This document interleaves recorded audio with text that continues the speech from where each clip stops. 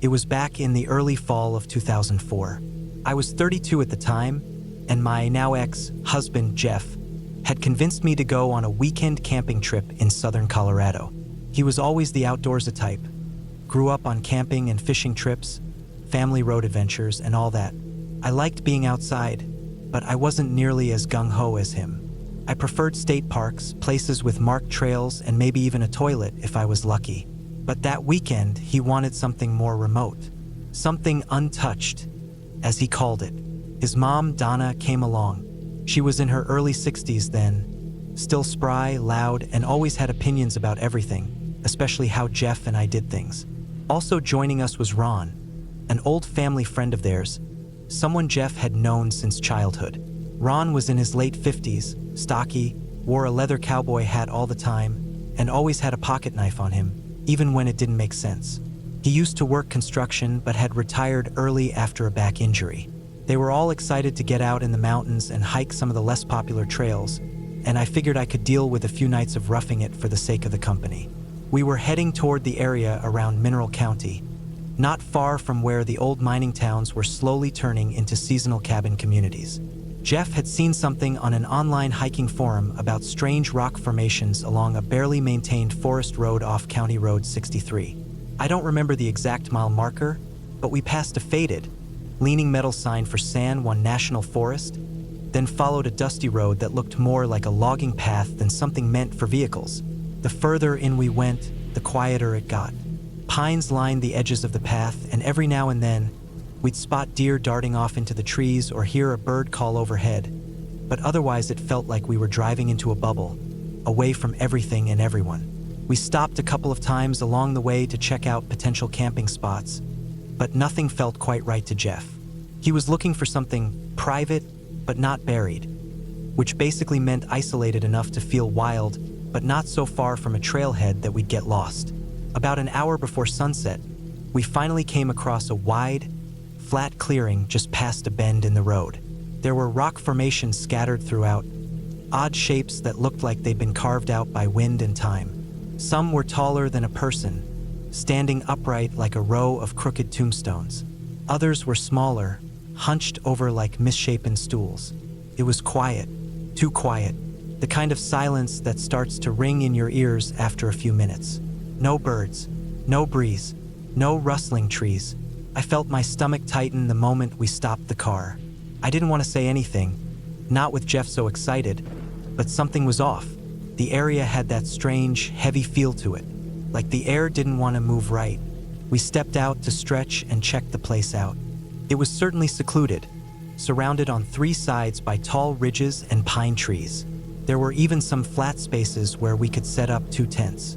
Donna seemed pleased with it, even made a joke about which rocks, and how she half expected to find a pentagram scratched into the dirt. Ron didn't say much.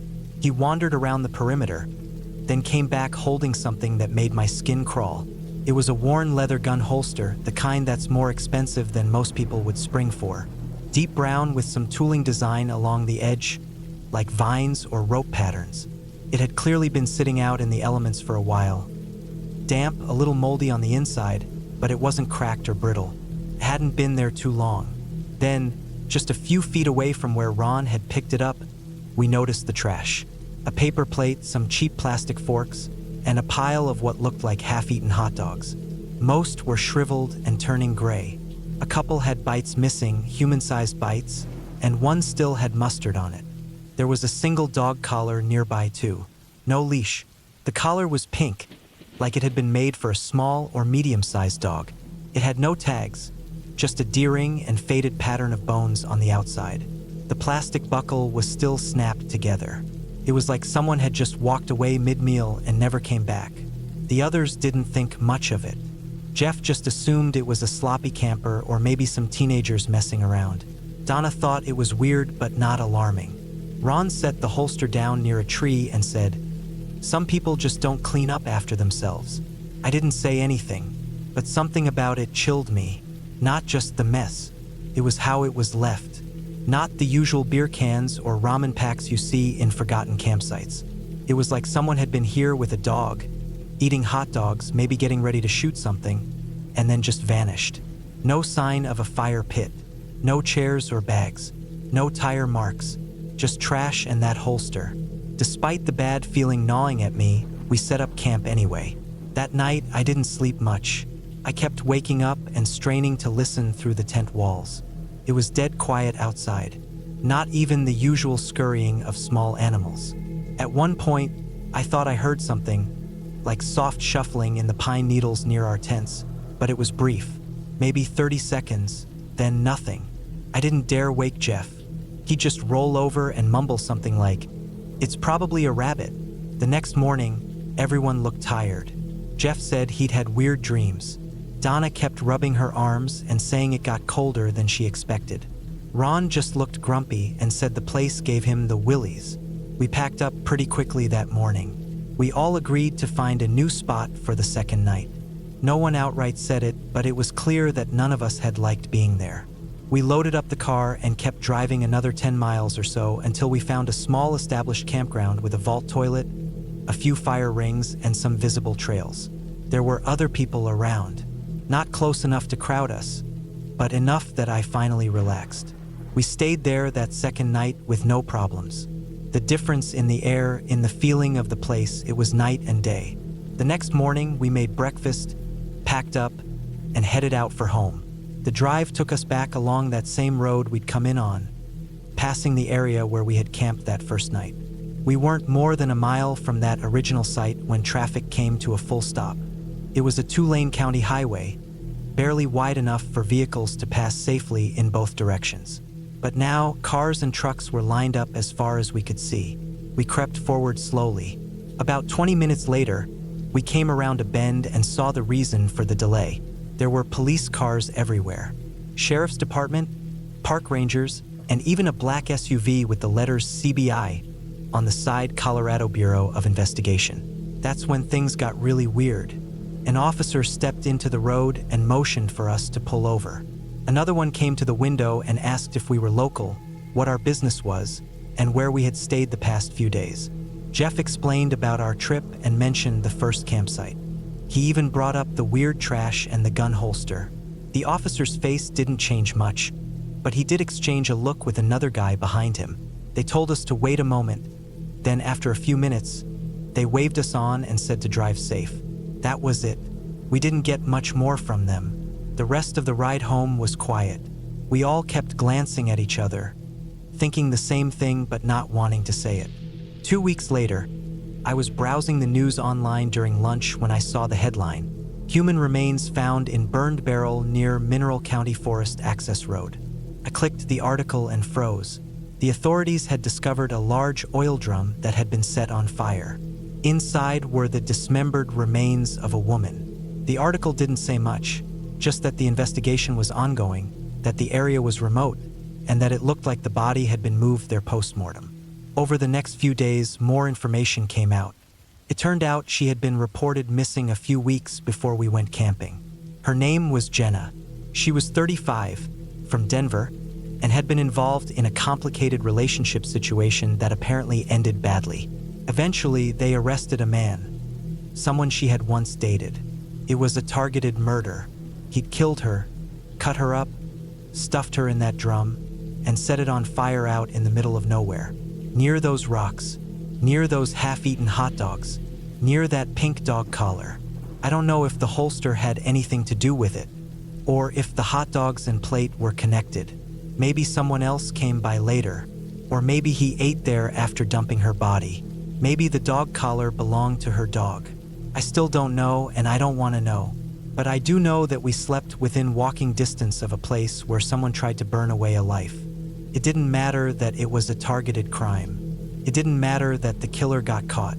That trip changed something in me. I never felt safe in the wilderness again. Not in that way. Not when it was just us and the trees and silence.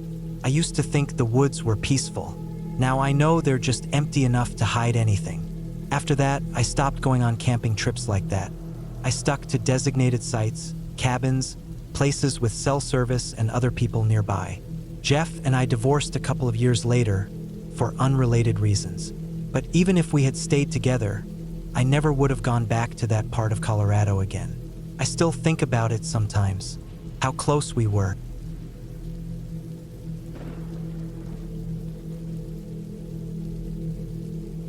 In the summer of 2011, I was driving through Oregon, slowly making my way down to visit some friends in Northern California. I had some time to kill, so I decided to stop off in one of the forests along the way. I wasn't in a rush and I had my gear with me. I'd done solo hikes before and camped out alone plenty of times. I liked the solitude, especially in the quieter, less popular areas. That afternoon, I pulled off near a small forest access point west of Eugene. It wasn't part of a big national park, just a patch of public land with a few rough trails winding through the trees and old logging roads. The air was warm, with that dry pine scent that always reminded me of childhood. I parked my car off the road where it wouldn't be seen easily and shouldered my pack. I figured I'd hike in 3 or 4 miles and find a quiet place to set up for the night. The hike in was peaceful. The woods were thick, mostly Douglas firs and hemlock, with a few alder thickets and fern-covered clearings. Birds were chirping, and every now and then I'd catch the distant chatter of squirrels or the rustling of something small moving through the underbrush. Normal sounds. I've spent most of my life hiking around the Northwest, and nothing out there really gets to me. I've had the odd run-in with coyotes, raccoons, even the occasional bear. It's all part of being in the woods. I know how to keep myself safe and aware. I made it to a small ridge just before sunset and set up camp in a flat area slightly below the trail. It was sheltered and gave me a view of the treetops stretching out below. I had a tarp and bivvy setup that I used for light travel. I got everything squared away before it got fully dark, ate a cold dinner, and then just lay there in my bag watching the sky fade from blue to purple to black. The night was completely still for a while. I remember how quiet it was. No wind, no bugs, no rustling branches. Just silence. At some point, I dozed off. But sometime after midnight, I woke up suddenly. It wasn't a dream or a nightmare that woke me. It was something else. At first, I wasn't sure why I'd opened my eyes. There was no loud noise or anything, just this strange awareness. I blinked and looked around. The stars were still out. My ears were straining in the quiet. Then I noticed it. There was a smell in the air. It was faint at first, like something sour and earthy. Not a skunk or anything natural I could pin down right away. It was musky, heavy, like wet hair and garbage and maybe a bit of something rotting. I stayed still, trying not to move too much, and just listened. I could hear something out there in the dark. It wasn't close, maybe 100 feet away, somewhere uphill, just beyond the edge of the trail I'd come in on. I couldn't see anything, but I could hear it. There was a low, steady shifting sound, like weight moving slowly from one spot to another. Heavy footfalls, not crunching twigs or anything fast. Just soft, deliberate weight. My first thought was maybe a deer or elk. I've heard them walk through camp before, and even the big ones are pretty quiet. But this sounded different. There was no snorting, no stomping, just slow movement, like something was walking upright. I didn't want to jump to conclusions, but the way it moved, it didn't feel like an animal on 4 legs. It sounded like a person or something close to it. Then I caught the smell again, stronger this time, like whatever it was had gotten a little closer. Still not right at my camp, but not far. The wind had shifted. At that moment, I had a strange reaction. Not panic exactly, but this deep internal alarm. My brain just said, "Don't move." Not in a conscious, logical way, but like my instincts knew something was off. I didn't sit up or turn on my light. I just stayed there, totally still, breathing as slowly and quietly as I could. The movement went on for what felt like 15, maybe 20 minutes. Sometimes it would stop completely, then pick up again. I never heard it crash through anything, but I kept catching little sounds. Rocks shifting, the light snap of a branch, the faintest breath of something out there. And that awful, dirty, musky smell kept drifting in and out like the wind couldn't decide what direction to blow. Eventually, the sounds faded. I didn't fall back asleep for hours. I lay there with my eyes wide open, heart thudding, ears tuned to every crack and sigh of the forest. By dawn, everything felt normal again. Birds started singing, and the early light pushed away whatever was out there. I packed up and got out of there fast. I didn't bother with breakfast. I just hiked out, head on a swivel the whole time. I didn't see any tracks or signs along the trail, nothing broken or marked, just a regular trail through the woods. But I knew what I'd felt, and I couldn't shake that smell. Now, I didn't tell anyone about that for a while. I kept it to myself. I chalked it up to nerves or maybe just a bad combination of smells and shadows playing tricks on my brain. I've always been a grounded person. I don't believe in Bigfoot or any of that nonsense. I've heard those stories, sure, but I figured they were exaggerations or hoaxes. But that changed a little when my mom told me her own story. This was a few years later after she retired. She'd taken a solo trip up to the Olympic Peninsula before heading down to visit family in California. She spent a night in Olympic National Forest, deep in one of the backcountry areas. She's tough, always has been, and she's done more solo camping than I ever have. She told me that in the middle of the night, she woke up to a smell so strong and strange it made her gag. She said it was like wet dog, rotting meat, and old shoes all mixed together. And she heard something breathing. Not a soft breeze or the wind, but actual breathing, steady and close. She didn't see anything, but she was terrified. Said she hadn't felt that scared in the woods in 40 years. She packed up at first light and hiked out early. Now that got to me. My mom isn't someone who gets scared easily, and she's not the type to make things up or tell stories. That experience stuck with her, and after she told me about it, I couldn't shake the memory of that night in Oregon. The smells, the sounds, it all lined up a little too closely for comfort. Still, I stayed skeptical. I figured it could have been a bear, or maybe some other large animal acting strange. Weird smells can come from all kinds of sources, but there was always that nagging little doubt in the back of my mind. Then, almost 10 years after my night in Oregon, something else happened. It was late August. A buddy and I had hiked into a spot in the Cascades near Darrington, Washington. We weren't too deep in the backcountry, maybe 6 or 7 miles off a Forest Service road, but it was still a pretty isolated place. We had a small camp set up near a ridge with a good overlook of the valley.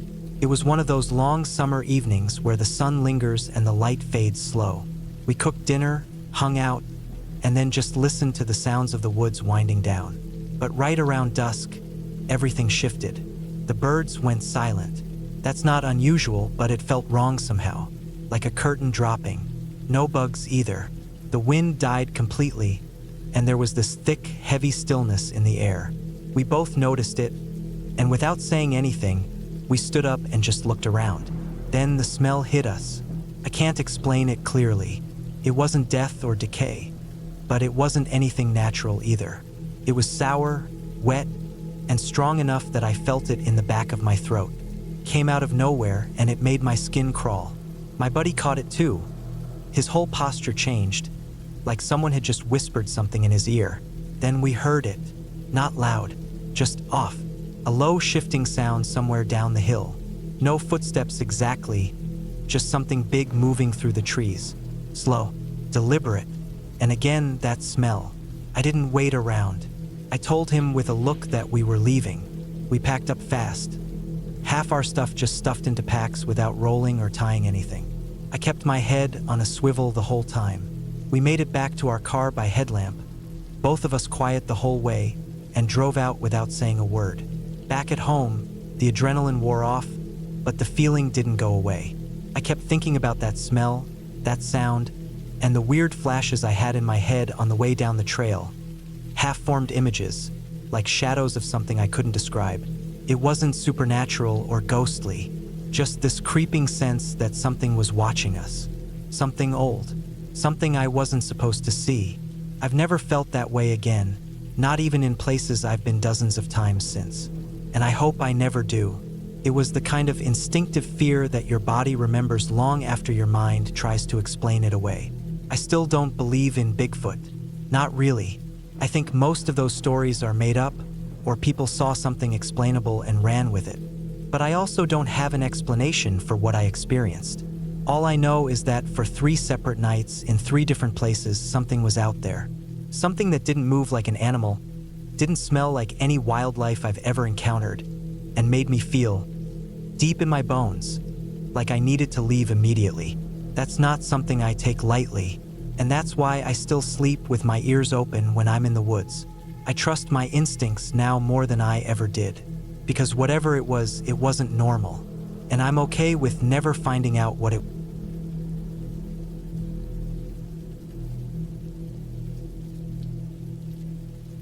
I had been on the road for months, traveling across the country, living out of my truck and a cheap teepee-style tent I bought off Amazon. The beauty of the open road, the freedom of it all was intoxicating. I spent my days hiking, exploring, and camping in some of the most remote spots I could find. This time, I was somewhere along the border of Colorado and Utah, in an area that was remote even by my standards, Rabbit Valley. I had made a habit of seeking out places off the beaten path, and this spot was perfect. It was 15 miles from the nearest highway, in a desolate campsite with only one other vehicle in the entire area. Their campsite was far enough away that it felt like I was the only one out there. I set up camp with ease. The sun was still high in the sky as I laid out my gear. It was late autumn, so the air was crisp, and the sky had that deep, muted orange hue that you only get in the evening. The surrounding valley stretched out, the terrain shifting from sandy dirt to small patches of snow scattered across the dry desert. I loved these moments, being out there, far from the distractions of the modern world. Nothing but the sound of the wind and the occasional bird call to keep me company. By the time nightfall arrived, I had finished eating a simple meal, cleaned up, and crawled into my tent. I had my cot set up inside, along with a small cook stove for emergency use. I wasn't expecting anything out of the ordinary, just a peaceful night of sleep before continuing my journey the next morning. The sounds of the night were soothing, the wind picking up, the occasional rustle of a small animal scurrying by, and the faint sound of the other camper's voice in the distance. But even that faded as the night deepened. I lay there for a while, staring up at the thin fabric of the tent, trying to drift off to sleep. The tranquility of the place had a way of lulling you into a sense of safety, but it wasn't long before that peace was shattered. It started off quietly at first, just a soft sound, almost like the wind brushing against the tent. But then it grew louder.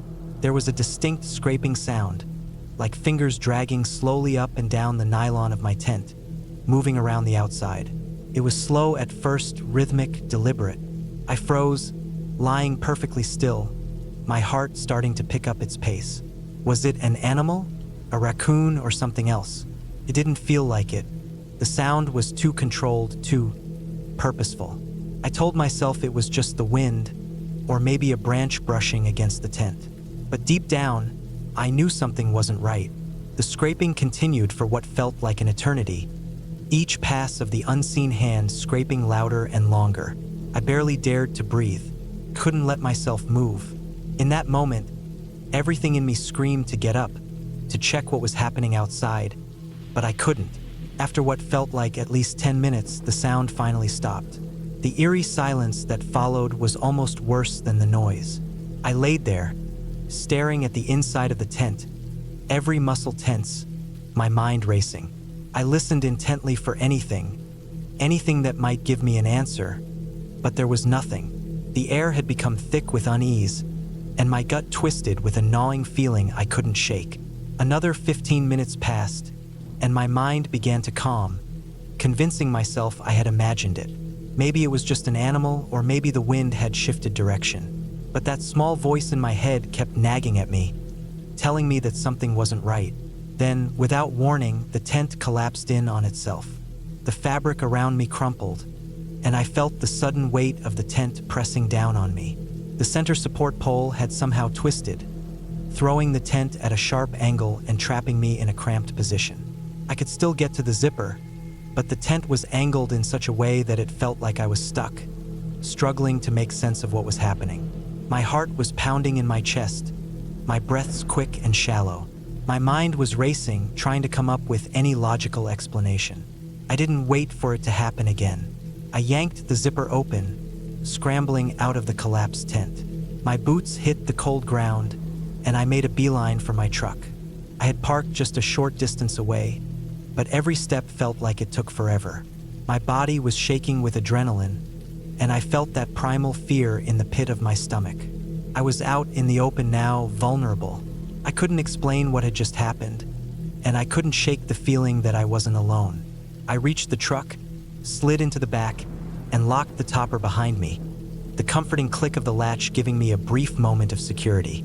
My firearm was stashed under the seat, and I grabbed it, holding it close as I lay in the back, wide awake, listening to every sound that drifted in from the night.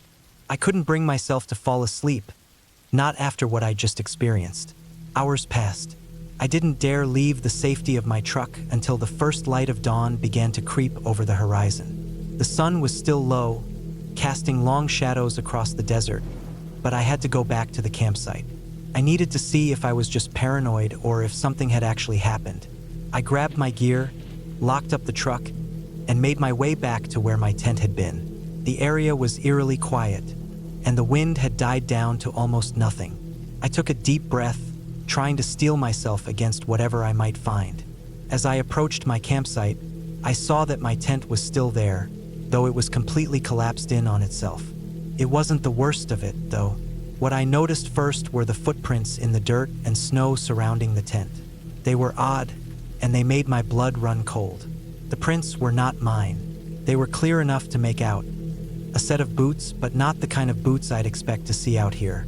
They were sharp and pointed, almost like cowboy boots, but the soles had a heavy tread, like someone had been walking through the snow and dirt with intent. The prints weren't random. They formed a perfect circle around my tent. Whoever had been out there had walked around it slowly, methodically. My stomach turned as I followed the tracks, the circling pattern continuing for several yards. Whoever it was had walked several times around my tent before finally wandering off into the valley, disappearing into the wide open desert. I dropped to my knees, staring at the prints. My mind was racing, trying to make sense of it all. There was no way I had imagined that sound. Someone had been out there, watching me, circling my tent, waiting. I didn't bother packing up everything that day. I grabbed only what I could carry, the essentials, and quickly made my way back to my truck.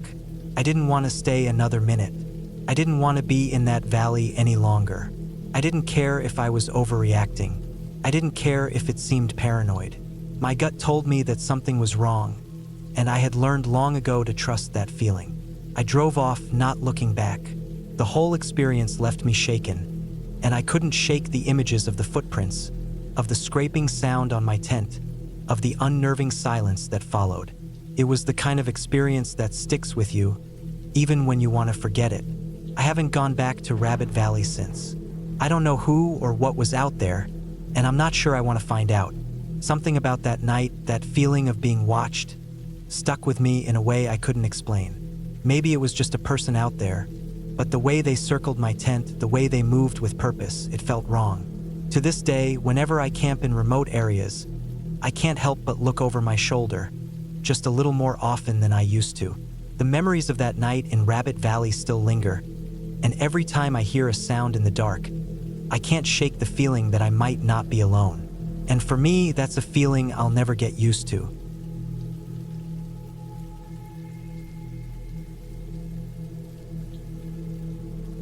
We've always camped a lot, at least once a month for a long weekend, and then 2 longer trips a year, usually about 2 to 3 weeks long.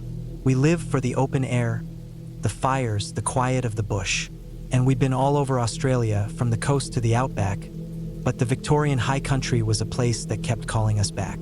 Something about it, the isolation, the vastness, the stillness, kept us coming, even though it wasn't the easiest to get to. We were there on a long weekend, just me and my partner, out in the Wananata Valley, one of the most remote parts of the high country. It was late autumn, and the days were just starting to cool off. The leaves had already fallen from the trees, leaving the branches bare, silhouetted against the pale sky. The ground was soft underfoot, the air crisp, and the silence was so absolute it felt like you were stepping into another world. You don't really get it unless you've been out there. No one around, no real signs of life except the occasional bird or the rustling of wind through the leaves. And even that seemed muffled, like the land was holding its breath. We'd found a perfect spot for camp next to a shallow creek, its waters gurgling over the rocks, the kind of place where you could sit by the fire and let time slip away without noticing. It was one of those idyllic days, the kind you look back on and remember fondly when the world gets too noisy. We set up our tent, unpacked the gear, and spent the afternoon swimming in the creek. The water was icy, but refreshing, and the quiet of the place made everything feel peaceful. By the time the sun was dipping below the horizon, casting long shadows through the trees, we had a fire going, the smell of burning wood hanging in the air. But that night, something felt off. I couldn't put my finger on it, but there was an unease creeping in. You could say it was just me being overly cautious, but I knew my surroundings well enough that this was different. It wasn't just the isolation. It was the feeling of being watched, of something being out of place. Maybe it was the article we'd read just a few days before about a couple that had disappeared in the very area we were camping. The authorities hadn't found any trace of them. There was mention of other disappearances over the years, too, some mysterious, some unsettling. And of course, the infamous Button Man, a hermit who lived in the area, rumored to be a collector of oddities, like bones, and not just animal bones. He'd been implicated in some unsolved disappearances, though no one had ever proven anything. Still, the idea of him lurking out here in the same valley, possibly watching us, definitely did not sit well with me. For the first time in my life, I slept with a weapon. My bush knife, a big, heavy blade I kept at my side in case of trouble. It wasn't that I thought we were in immediate danger. It was more of a precaution, just in case. Around 11 p.m., I heard the rumble of an engine in the distance, the soft thrum of a 4x4. I knew it wasn't unusual for someone to come through this area, looking for a place to camp. But this was different. The vehicle didn't keep going. Instead, it stopped and the headlights flashed directly onto our camp. The light was so bright, it cut through the trees and hit our tent in a way that made my heart race. I lay there, frozen, watching the light and waiting. It stayed on for about 5 minutes, long enough to make me feel uneasy. Then the engine revved and the vehicle pulled away slowly, the headlights slowly fading into the distance. For most people, that would have been the end of it, just a passing camper. But I couldn't shake the feeling that something was wrong. I waited, still in my swag, listening to the sounds of the bush, trying to push the uneasy feeling out of my mind. I couldn't do it. I couldn't just let it go. I slipped out of the tent, moving quietly, careful not to wake my partner. I crouched low to the ground and crept toward the edge of the camp. I was fully aware that if I was wrong, I could be making a fool of myself, but I wasn't going to ignore my instincts. The bush knife was in my hand now, the cool steel reassuring against my palm. I moved around the back of my 4x4, crouching low, keeping out of sight. There was no sound except for the whisper of the wind through the trees and the occasional snap of a twig beneath my boots. I moved slowly, carefully, towards where the vehicle had parked. About 20 meters away, the silhouette of a dark-colored Nissan Patrol sat, the lights still on, blaring music. I could make out the soft hum of the bass vibrating through the air. Whoever it was, they were sitting there just staring at our camp. I don't know how long they had been there, but the longer I watched, the more I felt my gut tightening with dread. I didn't move closer. I stayed hidden, watching, waiting. They didn't get out of the car. They didn't do anything, just sat there with the lights on, staring. It was like they were waiting for something or someone.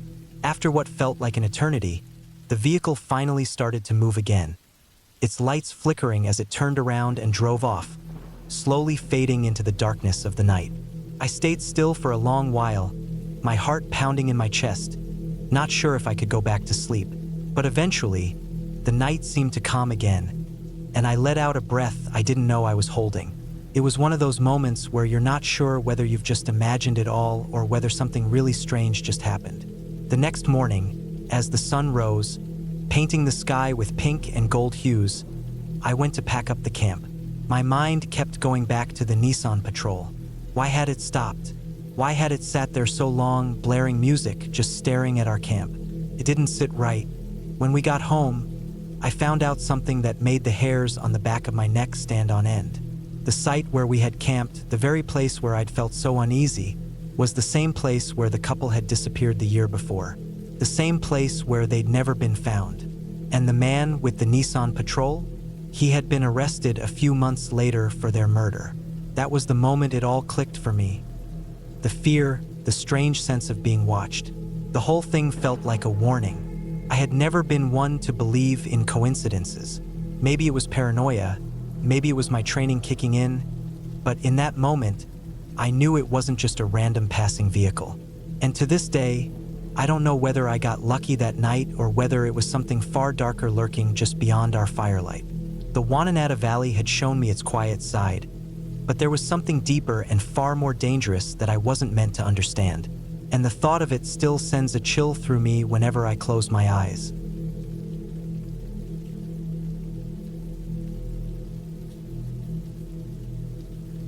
I don't really talk about that night much anymore. Not out loud anyway. It's been over a year now, but I still think about it almost every day. I didn't tell a soul for the first few weeks after it happened. I just didn't know how to explain it without sounding like I'd gone crazy. And I still don't have answers. But I remember everything. It was mid-August 2023. I was 32 at the time, and I had taken a solo weekend trip out to the Rockies, somewhere between Georgetown and Lawson, up near a mostly forgotten slope above an old mining ghost town called Silver Rock, just off the I-70 corridor in Colorado. I'd picked the spot specifically to catch the Perseid meteor shower away from any light pollution. I'd found a remote hike-in campsite a couple miles up a loose switchback trail that snaked along a steep old mining road, long abandoned. Not a formal trail, more like the remnants of a road no one had cared to maintain in decades. It was late, probably close to 10 p.m. when I reached the spot I'd picked from satellite maps. Flat, isolated, with just enough tree cover to hide a small tent but still give a decent view of the sky. The weather was perfect that night. Clear skies, not much wind, maybe 45 degrees Fahrenheit. I made a small fire in a pit that had already been used by someone before me, heated up a can of chili and watched the stars. I'd brought a pair of compact binoculars, and as the first meteors started streaking across the sky, I felt like I'd picked the perfect night and place. No sounds except the wind through the pines and the occasional pop from the fire. I didn't see another person for hours, not a headlamp, not a sound from another campsite. It must have been around 1:30 a.m. when I saw something that didn't belong in the sky. Not a meteor, not a plane. Two small, dimly lit shapes coming in from the east, moving low and fast, maybe 100 feet above the trees. They didn't have blinking lights like aircraft do, just a steady, pale white glow, almost bluish, not too bright. They made no sound that I could hear at first, but they moved like they were gliding, maybe floating, but fast. Too fast and steady to be birds or drones. They banked hard, following the shape of the ridgeline near me, and then stopped, just stopped midair, hovering maybe 200 yards from where I was, above the treetops. That was when I heard the sound. It was low-pitched, like a dull humming, but it had a layered quality, almost like it was vibrating in my chest more than in my ears. I crouched down, letting the fire dim. I didn't have any lights on. My phone was already in airplane mode to save battery. I didn't know what I was looking at, but something about the way they moved didn't feel right. Not like anything I'd seen before. A minute later, they both began to descend in tight spirals, coming down toward the woods maybe a few hundred feet from my camp. That's when panic hit me. I grabbed my pack and quietly moved into the woods uphill from where I'd set up camp. I watched from behind a tree as these two craft hovered maybe 10 feet above the forest floor, gently kicking up dust and pine needles, and two figures dropped down from each one. For total, they moved with a kind of stiffness that made them look unnatural. They were tall, at least 6 feet, and wore what looked like full-body gray suits. Not like fabric, more like hazmat suits with a smooth finish. Full helmets, no exposed skin. The suits didn't reflect much light but had a slight sheen, like rubber or some kind of plastic polymer. They each carried something. One had a long tool, another had a box. I don't know what they were doing, but they fanned out, not talking, not signaling, just moving with eerie coordination. I didn't wait to find out more. I turned and began moving away, fast as I could without making noise. I didn't have a real trail, just the faint remnants of the mining path. I followed it as best I could downhill, my headlamp off, just letting my eyes adjust. I wasn't even sure what I was running from exactly, but everything in my gut told me not to get spotted. And that's when I heard the sound again, closer this time. A mechanical surge, like a turbine winding up, followed by the low hum passing directly overhead. They were chasing me. I started running. I had no chance of outrunning a flying machine, but something in me just told me to move, to stay under the canopy, to break line of sight. The trail twisted and bent hard around rocky outcrops and switchbacks, dropping elevation fast. It was dry, loose dirt and crumbling shale, and I nearly wiped out a dozen times. My heart was beating so hard I thought it would explode. I didn't look back. I just kept running. About 5 minutes in, I misjudged a sharp curve in the path. The trail bent left and dropped down, but I was sprinting too fast, and I blew straight past it. There was nothing but empty air ahead of me, and before I could stop, my foot slipped off a rock edge and I was gone. Falling. I remember the air rushing past my ears. The moment of weightlessness that felt like forever but was probably just a second. I hit something hard on the way down. A branch or trunk. It cracked and I slammed into something solid. It slowed me just enough before I hit the ground. The impact knocked the wind out of me. I think I blacked out for maybe a few seconds, but when I opened my eyes, I was lying on my side on a rocky slope, an old tailing pile from mining days. Just loose rock and gravel. My right leg was twisted awkwardly under me, and I felt a stabbing pain in my lower back. Somehow I was alive. I didn't move. I didn't even try to sit up. The pain was so sharp it made me nauseous. I just lay there, staring up through the tree canopy and the stars above, trying to breathe. That's when the two craft zipped by overhead, maybe 20 or 30 feet above me, bright and fast. They didn't stop, didn't even slow down. Maybe they thought I had taken another trail. Maybe they lost me in the trees. I don't know, but they didn't see me there. And for a while, it was silent again. I managed to slowly reach into my pocket and power down my phone completely. Didn't want it buzzing or lighting up. I wasn't even sure I could get a signal out there. But the idea of it making a noise was terrifying. I stayed frozen on that pile of rock, back throbbing with pain, unable to move more than a few inches at a time. After maybe 20 minutes, I heard the hum again. More of them this time, for maybe 5. They didn't fly overhead, though. They came in higher, circled, and settled somewhere in the trees above the trail I had fallen from. That same soft whine, followed by silence. And then I saw the figures again. More of them, maybe 8 or 10 total now. They spread out through the woods slowly, carrying gear. Some had scanning devices, others had long poles or shovels. I watched as they probed the ground, took samples, and collected items into small metal containers. They moved methodically, not rushing. It was like they were there for a job.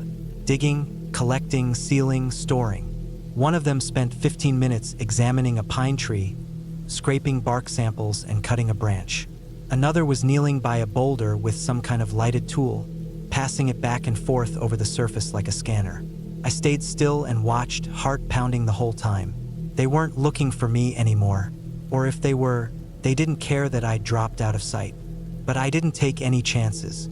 I kept my body pressed low, half covered by the loose rock, using a tangle of shrubs and old broken timbers from the mining site to stay hidden. Hours passed like that. At some point, I must have gone into shock. I remember my hands trembling uncontrollably, my teeth chattering despite the fact that the temperature hadn't dropped too much. My lower back was numb, but the occasional jab of pain reminded me how bad I was hurt. I'm almost certain I cracked my tailbone. Couldn't sit up, couldn't shift, just waited. I watched them work until the first gray light of dawn started creeping over the peaks. And then, just as quietly as they'd come, they started leaving. The riders returned to their crafts, loaded up the containers, and one by one the machines lifted off, hovering silently upward and vanishing into the morning fog like ghosts. No sound except the faint whine of the engines fading behind the ridge. Once I was sure they were gone, I waited another hour before I even tried to move. I dragged myself with my elbows a few feet to a more level spot and just lay there in the dirt, staring at the sky. My whole body felt like it had been beaten with hammers. It took most of the day to crawl my way down to the gravel Forest Service road a mile below. I flagged down a passing off-roader around noon. They drove me to a nearby ranger station, and from there, I got to a hospital in Idaho Springs. I told the ER staff I fell hiking in the dark. They bought it. Hairline fracture in my tailbone, bruised ribs, mild concussion. Nothing else broken. I never reported what I saw. A few weeks later, I quietly started digging online, trying to find any mention of weird lights over the Rockies that night. I came across a forum thread, obscure, old-looking, where someone mentioned seeing 2 low-flying white lights over Clear Creek County the same night. That was it. No photos, no follow-up. But at least I knew I wasn't crazy. I've gone camping since, but never alone. And never that deep off the grid again. To this day, I don't know what those crafts were. Military? Experimental?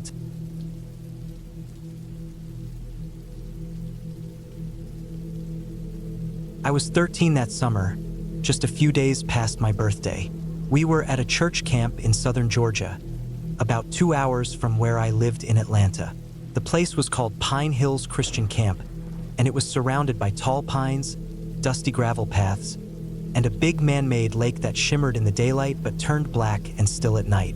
I'd been looking forward to the trip for months. My friends were coming, we had a whole week away from home, and the counselors had told us there'd be games, swimming, hikes, cookouts, and even a party on the last night. I'd never been to a sleepaway camp before, so I was buzzing with excitement the whole ride up. The cabins were simple wooden buildings with bunk beds, small windows, and old floorboards that creaked if you stepped too hard. We had a girls' cabin with 10 of us, and we slept in our own beds but kept our bags and stuff tucked under the bunks. Everything smelled like wood and bug spray, and the first night I remember lying awake for hours listening to someone snoring and bugs chirping outside. The second day at camp was perfect. We had breakfast under the pavilion, played volleyball in the dirt court, and later did crafts in the rec room while the sun burned hot above us. That night, I showered in the bathhouse near the nurse's cabin because the showers in our cabin didn't work right. Just trickles of cold water and no privacy. I'd packed my laundry in a little mesh bag, and after dinner, I decided to wash some clothes since I'd spilled juice on my shorts and didn't have many backups. I didn't want to wear damp stuff the next morning, so I figured I could do it now, quick, while there was still a little light left in the sky. The nurse's cabin sat near the edge of the property, close to the woods. It was quieter out there, a bit away from the main cabins and the lake. You had to follow a gravel path that curved downhill and passed behind the rec room. When I asked permission from my counselor to go there, she just nodded and waved me off, not really paying attention. I left with a flashlight and my little bag of dirty clothes. The walk started off fine. The sun had just set, so there was a warm orange tint to the air, and the bugs had started humming in the trees. My flip-flops crunched on the gravel, and I kept the flashlight low to watch for roots or sticks. But once I passed the rec room and got closer to the nurse's cabin, the air felt different. Not cold, just still, like the wind had stopped moving, and something in my gut twisted. Not a sharp pain, but like that feeling you get before something bad happens. I slowed down without meaning to, and then I felt it, like someone was watching me. I didn't hear anything behind me, but every instinct in me screamed not to turn around. So I didn't. I sped up, not running, but walking fast, fast enough that my breath started to come quicker. I could see the porch light of the nurse's cabin ahead, flickering a bit like it needed a new bulb. I reached the steps and practically jumped up them. The door was unlocked, like it usually was for kids who needed something during the night, and I let myself in. Inside, the cabin smelled like rubbing alcohol and old furniture. There was a small laundry room in the back where campers could wash clothes if needed, though most didn't bother. I peeked out the little window while the washer started up, and that's when I saw it. Someone was standing outside, about 20 feet from the window, just past the edge of the porch light, dressed in a clown costume, but not the colorful, silly kind. It was pale, dirty, almost gray-white, with faded blue and red paint around the collar. The clown's face was covered by a mask, one of those plastic ones with the painted-on smile.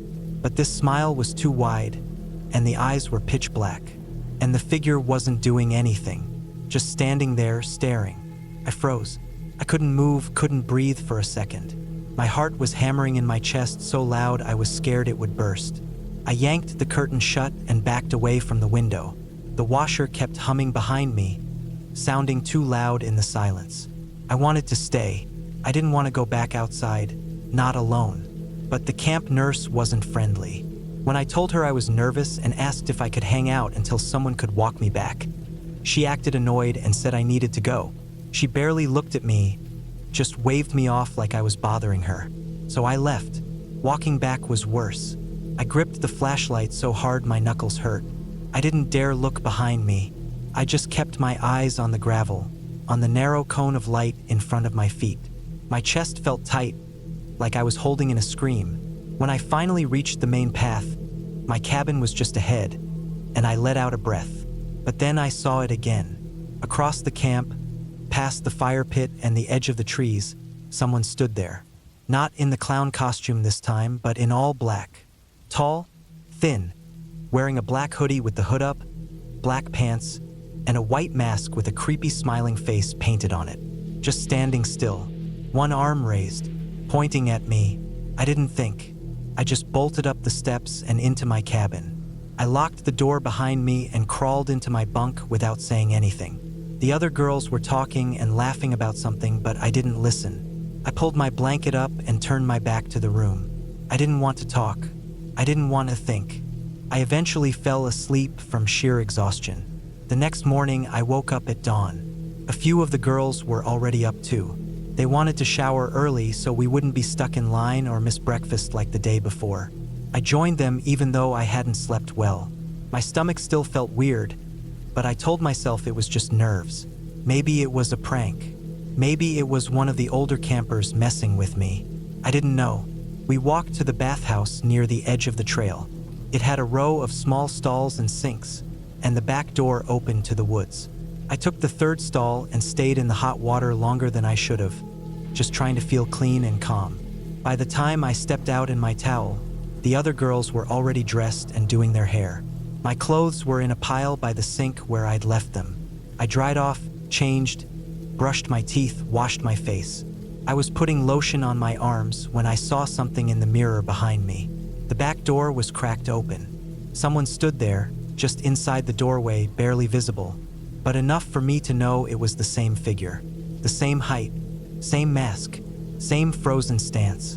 But this time, it looked afraid, like it hadn't expected me to see it. We locked eyes for a second, though I couldn't really see their eyes through the mask, and they turned and bolted. Gone. Just like that. Disappeared into the woods. I stood there, breathing hard, my hands still wet with lotion. I told the other girls what I saw, but they just looked at me blankly or giggled like I was being dramatic. No one took it seriously. They probably thought I was just trying to scare them, so I stopped talking about it. I finished getting ready and told myself I was imagining things, but I knew what I saw. I knew it was real. The week dragged on. I stayed close to the group, never wandered off alone. I avoided going out after dark unless we were with counselors. But nothing else happened until the last night. The final night was a big celebration. Campfire, games, music, hot dogs, even a little dance party under the pavilion. Everyone was dressed in bright colors and laughing, taking pictures and saying how they didn't want to leave. I tried to enjoy it. I really did. I sat with a few girls and had a soda, trying to let myself feel normal again. But then I saw him. On the far side of the lake, just past the tree line, a man stood alone. He wasn't wearing a mask now. He was tall, maybe in his 30s, black, dressed in regular clothes, a hoodie and jeans, but I recognized him instantly. Same body type, same energy. He stared right at me, not at anyone else. And then he made a small motion with his hand, like he was calling me over. My skin went cold. I knew better. I didn't move. I didn't even blink. I stood up and pointed straight at him, yelling out the first word that came to my mind, "Intruder!" The music stopped. People looked around. Some of the counselors started shouting, and a few ran toward the lake. But the man turned and sprinted into the woods. They searched. I saw flashlights sweeping the trees. Someone called the local sheriff, and a patrol car came later that night. But they never found him. No tracks, no belongings, no sign he'd ever been there. A few people whispered that maybe it was a local playing a prank, or maybe someone from the nearby town trying to scare the kids. but no one ever confirmed anything, and no one saw him again. We left the next morning. I didn't tell my parents much, just that the trip was okay and I was tired. But something in me changed. I never went back to that camp. Never wanted to. And to this day, I never go outside alone at night, not even in my own backyard. I keep my doors locked, my windows covered, and my phone charged. I don't know who he was. I don't know why he chose me or why he stared or why he ran the way he did. But I know it was real. I wasn't dreaming. I wasn't making it up. And I'll never forget that smile.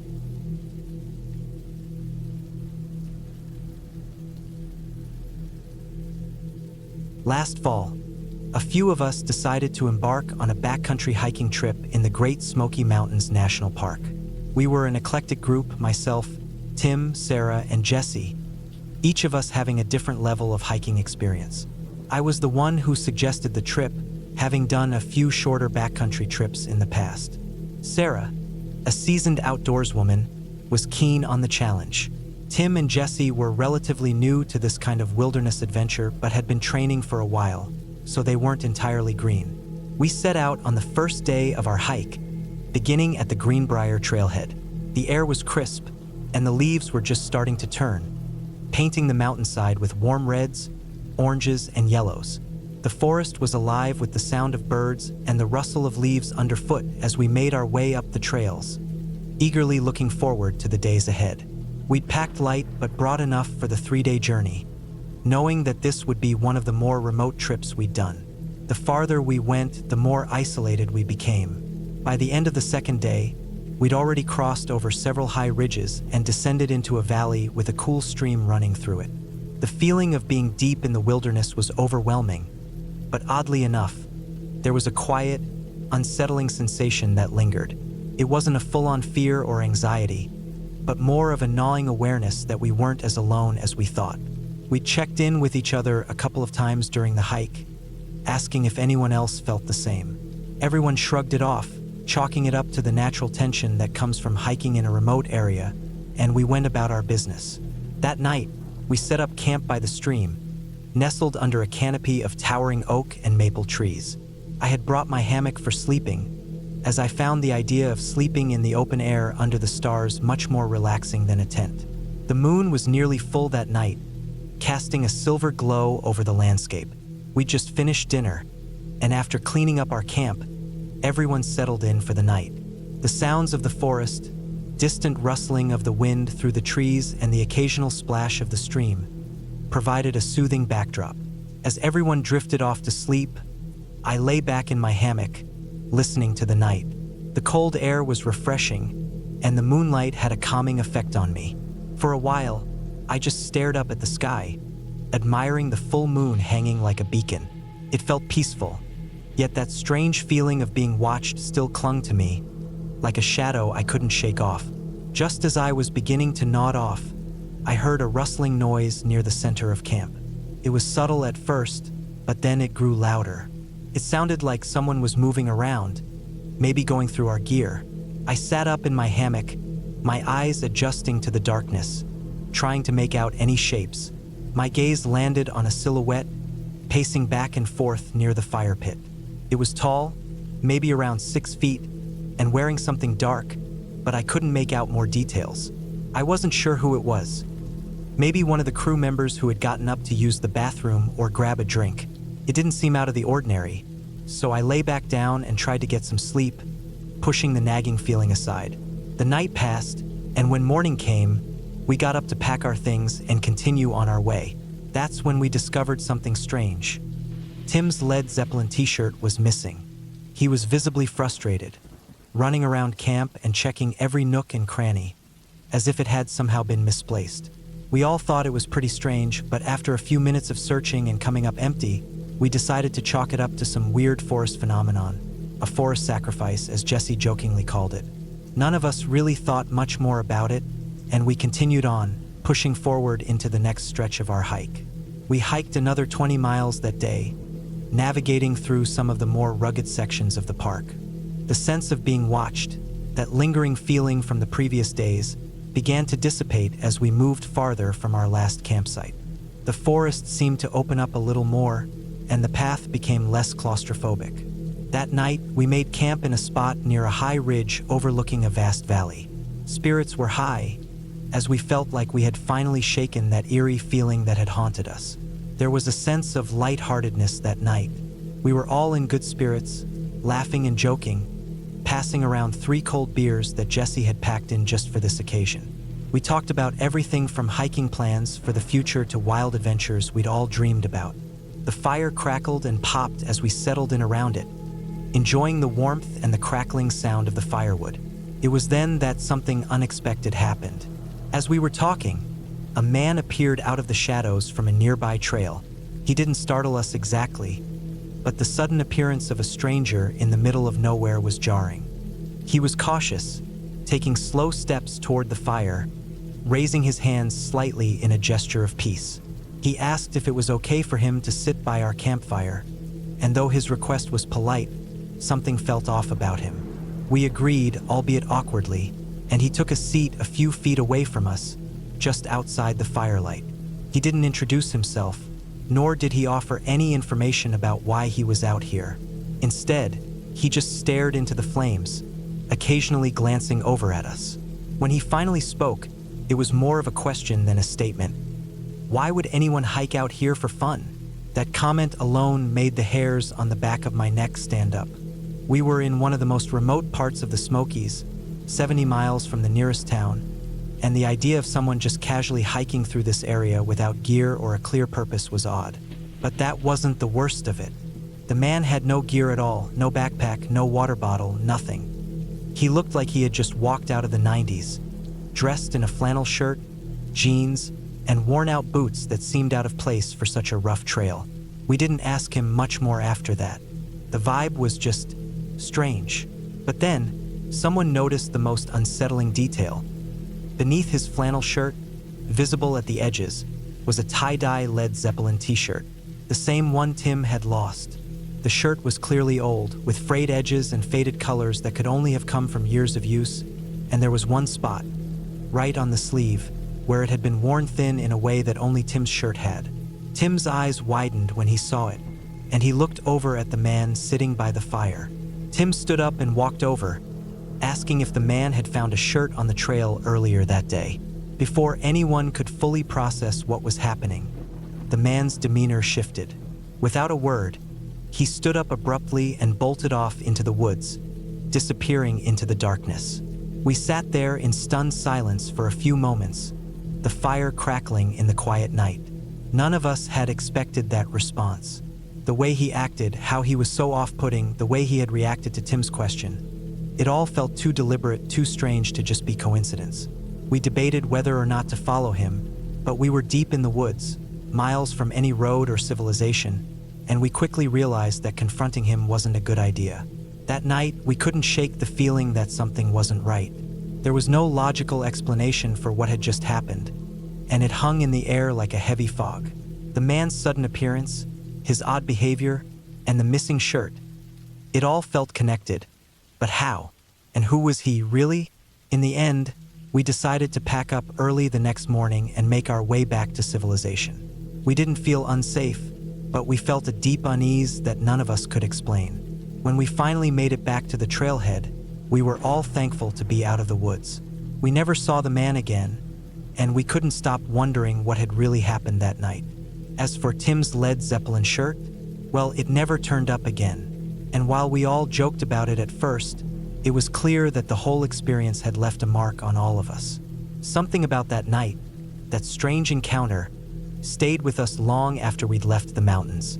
The memory of the man, the missing shirt, and the eerie feeling of being watched had somehow embedded itself in our minds. It was a trip we wouldn't soon forget. To this day, when I think back on that hike, I still can't shake the feeling that something wasn't quite right in the Smokies that year. Maybe it was just the remoteness, the wilderness playing tricks on our minds. Or maybe, just maybe, we weren't as alone as we thought we were.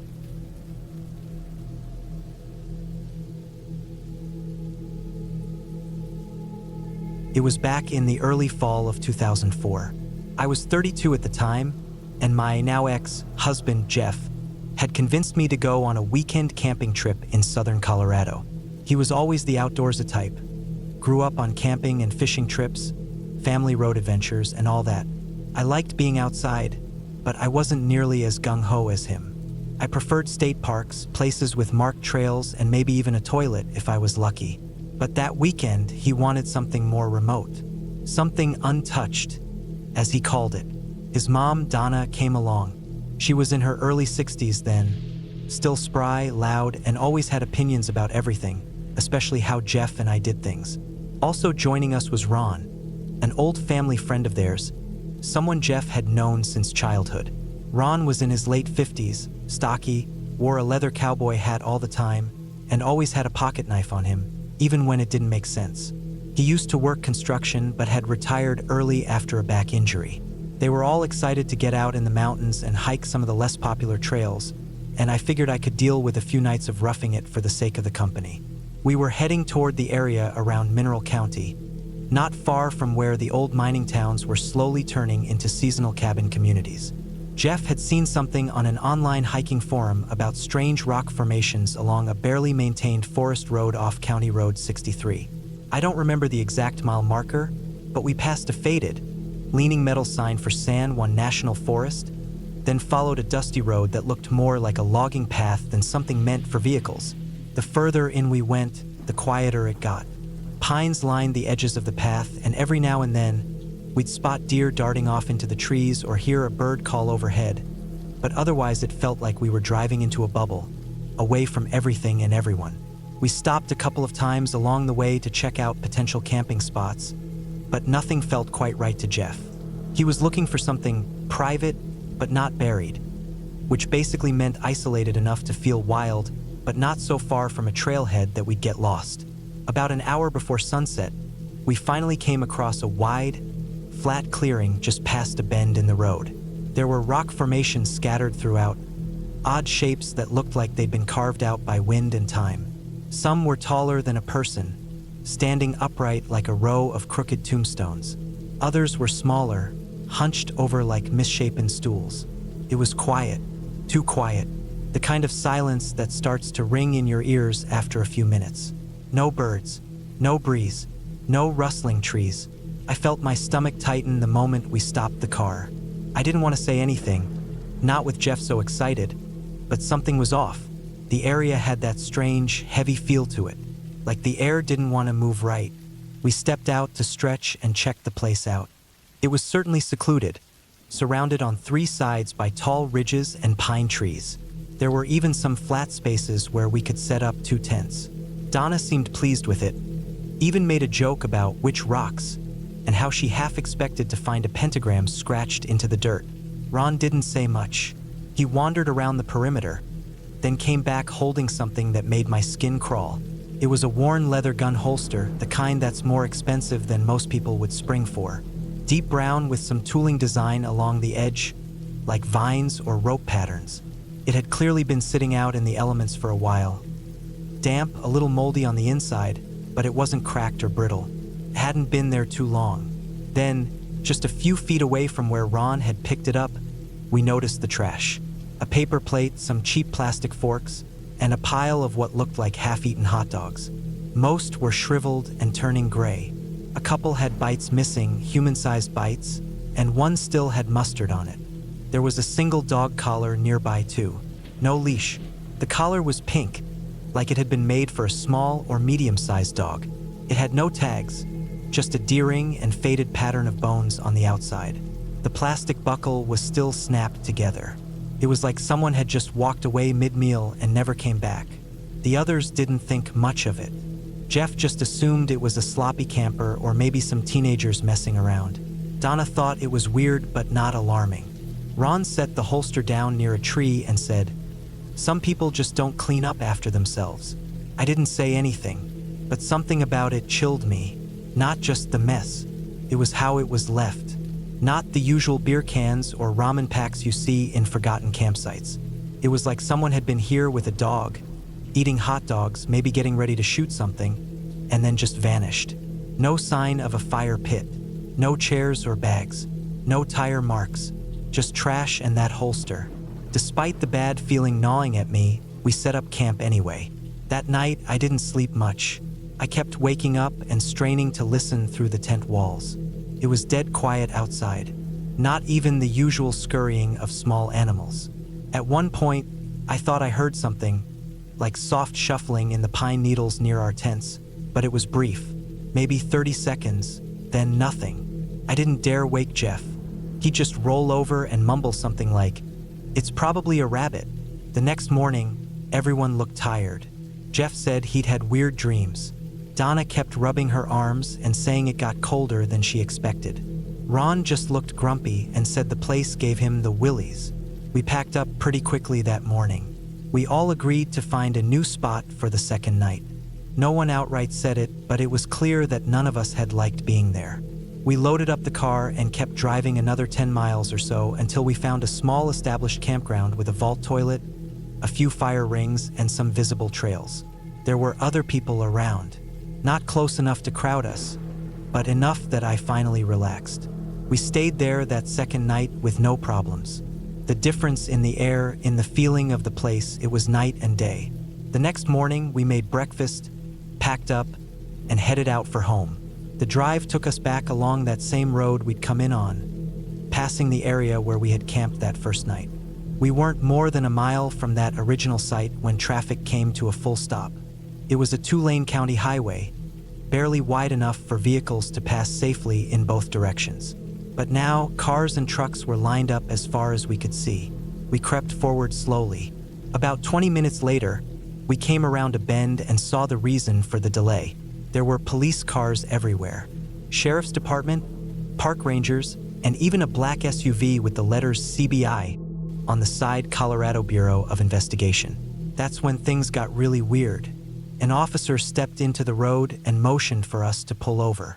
Another one came to the window and asked if we were local, what our business was, and where we had stayed the past few days.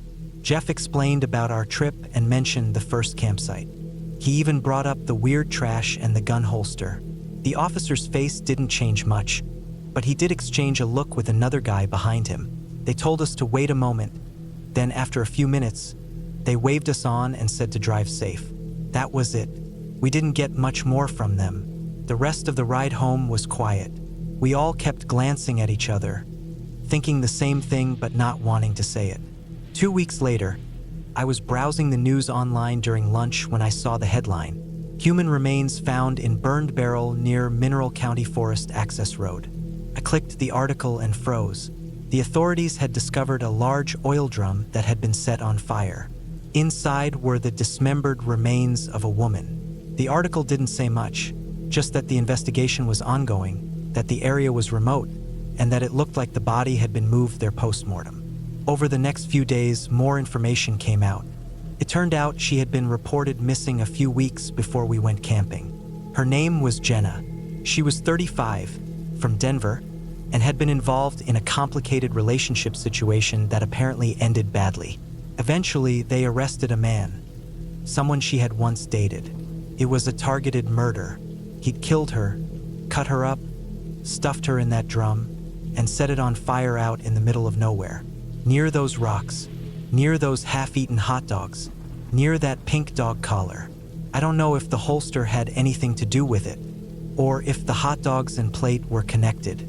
Maybe someone else came by later, or maybe he ate there after dumping her body. Maybe the dog collar belonged to her dog. I still don't know, and I don't want to know. But I do know that we slept within walking distance of a place where someone tried to burn away a life. It didn't matter that it was a targeted crime. It didn't matter that the killer got caught. That trip changed something in me. I never felt safe in the wilderness again. Not in that way. Not when it was just us and the trees and silence. I used to think the woods were peaceful. Now I know they're just empty enough to hide anything. After that, I stopped going on camping trips like that. I stuck to designated sites, cabins, places with cell service and other people nearby. Jeff and I divorced a couple of years later for unrelated reasons. But even if we had stayed together, I never would have gone back to that part of Colorado again. I still think about it sometimes, how close we were.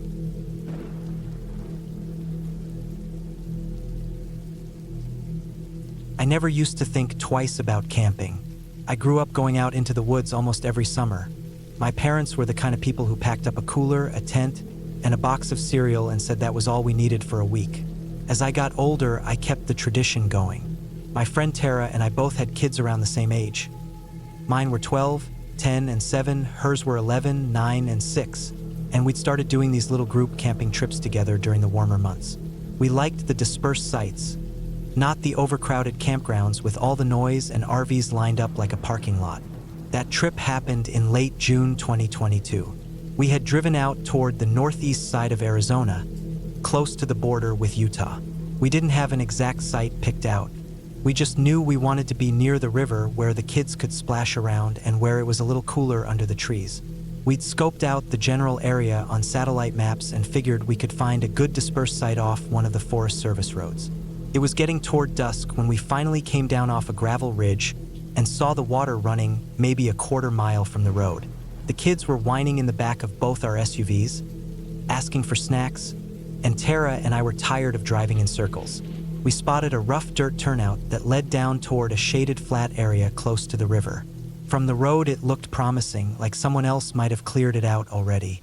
As we pulled down in, the headlights cut across the site and we stopped cold. Right in front of us was a full camp setup. There was a green two-person tent, zipped open and leaning slightly to one side.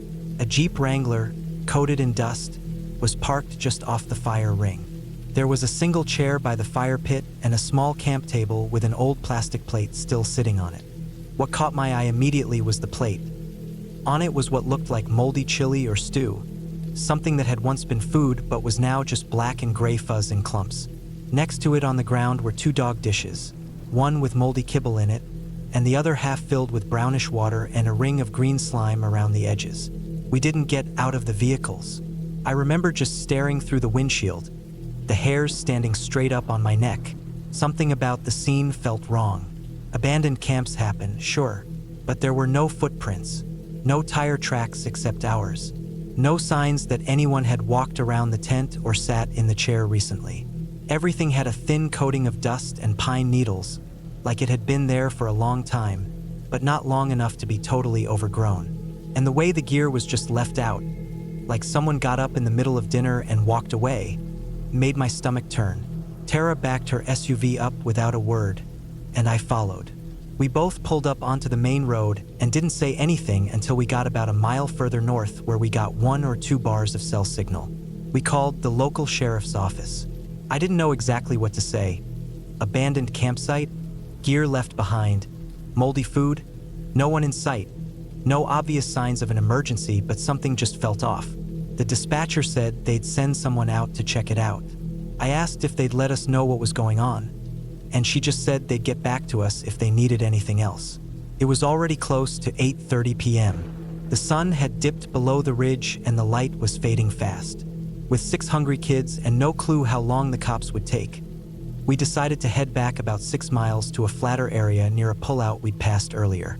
It wasn't right on the river, but it was still close enough to hear the water. The ground was mostly level and dry, and there was a decent amount of tree cover. We set up our tents while the kids munched on granola bars and we strung up a few battery-powered lanterns. It wasn't the best setup, but it would do for one night. By the time we got the kids settled and laid out our sleeping pads, it was probably past 10. I remember sitting outside the tent for a while, trying to shake that uneasy feeling. I kept looking down the road, hoping we'd see headlights. Around 11, a sheriff's SUV did drive by. I saw it slow as it passed our spot, and we waved, lanterns still glowing. But the vehicle didn't stop, kept heading down toward the river. 2 hours later, it came back up. We saw the same SUV pass us again, going a little faster this time, but it didn't stop then either. They never came back to talk to us, never gave us an update. Tara and I both just looked at each other like, what now? I told her we'd leave first thing in the morning. Somewhere around 2 or 3 a.m., I woke up. It was one of those bolt-awake moments. No dream, no noise, just the feeling that something was off. I was lying on my back, staring up at the dark fabric of the tent ceiling. I could hear the river in the distance, soft and steady. The air was still. I didn't want to wake the kids, so I just lay there listening. Then I heard it. High-pitched yips in the distance. Then closer. Coyotes. They're common enough out here, and I've heard them before. But something about the sound felt strange. Off rhythm, like the calls were too spread out. Almost as if the yipping was mimicking what coyotes sound like, but not quite getting it right. Or maybe I was just nervous and overthinking it. I could hear Tara's kids shifting in their tent next to ours. Maybe one of them had woken up too. The sound died out after a few minutes, and eventually I drifted back to sleep, trying to tell myself it was all in my head. When the sun came up, I was the first out of the tent. It was barely light, just enough to see by. I started walking around our campsite, checking the fire ring and getting the stove ready to boil water for coffee. That's when I saw them. Boot prints. Large ones. Not mine. Not Tara's. And dog prints. Big ones, too, spaced alongside the human ones. They were everywhere. All around both of our tents. Circling the vehicles. Up near the food bin we'd tied off. They weren't old. The soil here was loose. A fine dust that kept track of every footstep. These were fresh, made during the night. The sharp outlines of the tread hadn't even been softened by wind yet. I followed the tracks with my eyes and could tell that whoever it was, they'd come in from the trees on the west side of camp, not from the road. I felt my stomach drop. I walked quietly over to Tara, who had just stepped out of her tent and was stretching, and pointed at the ground.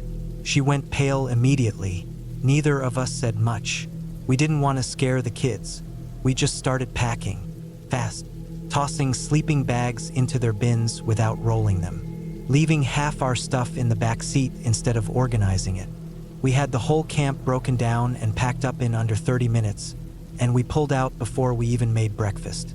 I don't remember exactly what road we took to get out, but we didn't stop until we hit the main highway heading south.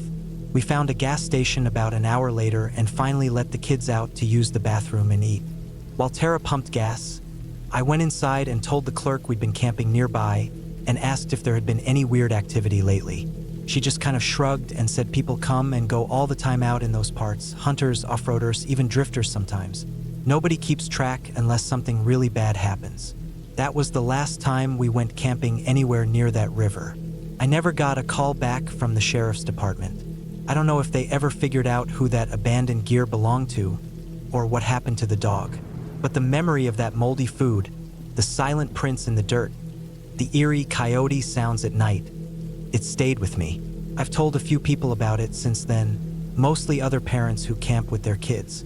Some nod like they understand, some laugh it off. But I can tell you this, I've never had a feeling like that before. Not when we saw the abandoned camp. Not even when we saw the boot prints.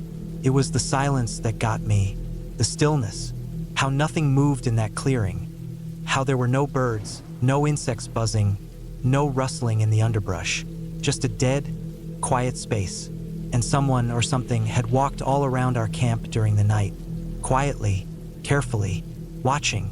We'll never know why, but I refuse to go back there, ever.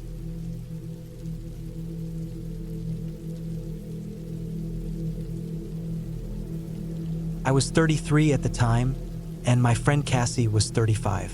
We had both gotten really into hiking over the last few years, nothing extreme, but enough that we could comfortably carry full packs and cover long distances without complaining about our feet or our backs every 5 minutes.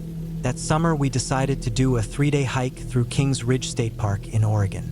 The park wasn't remote wilderness. It was only about an hour and a half from Portland, but it had enough trails and secluded pockets that you could feel like you were properly out in nature if you picked your route right. That's what we'd done. The plan was to leave on a Friday morning, hike about 10 miles into the backcountry, stay at a designated hiking campground near one of the small creeks, then loop deeper into the hills for the second night before circling back to a different trailhead on Sunday afternoon. We packed light but prepared food for 3 days, water filtration gear, small stoves, warm layers, and separate one-person tents. We didn't expect cell reception for most of it, and we liked it that way. Disconnecting felt good. We got to the park by about 8:30 a.m., parked at a long-term lot, signed in at the trailhead register, and started walking.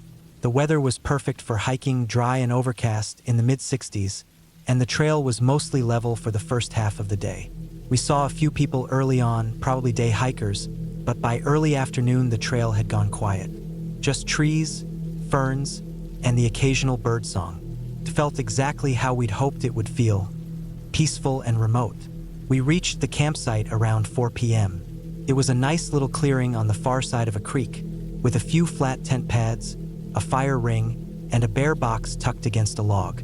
There was a rough trail to it, but no road access, or so we thought. The maps showed it as hike-in only. What they didn't clearly show was the narrow fire access road that came in from the other side of the creek, probably for park rangers or emergency vehicles. It was gravel and not well maintained, but you could definitely get a vehicle up it if you tried. We set up our tents, made dinner, and settled in as it started getting dark. There was no one else around, not a single soul. The forest was quiet except for the creek bubbling and the occasional rustle of wind in the trees. It was the kind of silence that you can only find deep in the woods, the kind that feels heavy in your ears. We talked for a while over dinner, then went into our tents around 9:30. I read a few pages on my Kindle before my eyes started closing on their own. I fell asleep with the quiet rush of the creek in the background and the trees swaying overhead. I'm a light sleeper, not so much at home, but when I'm camping, every sound feels sharper. So when I woke up suddenly, just about an hour after drifting off, I knew something was wrong. At first, I didn't know what had woken me. Then I heard it barking, loud, aggressive barking, echoing off the trees. A dog. And then, over that, the low rumble of an engine getting closer. Not a dirt bike or an ATV. It sounded like a full-size truck or Uda coming down the gravel road on the other side of the creek. I could hear it grinding and revving, like it was struggling over uneven ground. The barking got louder, and then the whole clearing lit up with glaring white headlights, like floodlights cutting through the woods. I froze. My heart was thudding in my ears. My tent had a mesh upper and a rainfly over it, but I could see the glow of the lights through the fabric. I thought maybe someone had gotten lost and was looking for a place to stop for the night, but the way they came in so fast and so loud didn't make any sense. Then I heard voices, male voices, yelling, swearing, laughing, but not in a way that made me feel any better. Then came the clanging, metallic banging and scraping, like shovels or bars being tossed around in the bed of the truck. I lay completely still, barely breathing. I wanted to look over toward Cassie's tent, which was set up maybe 30 feet from mine, but I didn't dare unzip the door or even move my sleeping bag. My heart was racing. The headlights were still on, pouring light across the creek and lighting up the trees. We were on the far side, and the water wasn't deep, but it was enough to give us some distance. Then I heard footsteps, clunky, heavy boots crossing rocks, and the dog. It was on our side of the creek. I heard it sniffing, circling. I could hear its nails clicking on the packed dirt, then the sound of its nose pushing against the side of my tent. I went completely rigid. I thought it was going to bark again, or worse, start tearing at the fabric. I imagined the men coming over to see what the dog had found. I imagined them realizing 2 women were camping here alone. My mind spiraled, flashing through worst-case scenarios. The dog sniffed for a while, then moved off. I heard splashing in the creek again, then more banging. It went on for what felt like hours, but was probably closer to 45 minutes. Clanging, scraping, metal on rock. Every now and then the dog would bark again, or I'd hear one of the men shout something unintelligible. Sometimes they laughed, sometimes they cursed. At one point I heard a high-pitched yelp followed by more shouting, and then quiet. The whole time I didn't move. My arms went numb from staying so still. I just stared at the roof of my tent and listened. I tried to slow my breathing, thinking that if I didn't make a sound, they wouldn't notice us. I hoped Cassie had done the same. The dog hadn't barked at either of our tents. Maybe they didn't know we were here. Maybe they just thought it was an empty site and we were long gone. I heard one of the men say something about water, then something about rocks, then more swearing. Slowly, the banging started to ease off. After what seemed like another 10 or 15 minutes, I heard the truck door slam shut. The engine roared back to life. The headlights swayed, then turned as the truck backed up and rumbled away into the woods, the gravel crunching beneath its tires. The barking faded. The voices vanished. The clearing went dark again.